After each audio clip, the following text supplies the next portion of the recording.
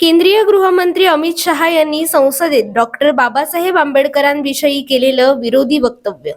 परभणीत संविधानाच्या प्रतिकृतीची झालेली विटंबना याच्या निषेधार्थ संविधान सन्मान कृती समितीच्या वतीनं आज सावंतवाडीत निषेध रॅली काढण्यात आली. मुर्दाबाद मुर्दाबाद हमेशा मुर्दाबाद मुर्दाबाद मुर्दाबाद हमेशा मुर्दाबाद मुर्दाबाद मुर्दाबाद हमेशा मुर्दाबाद. दादागिरी नहीं चलेगी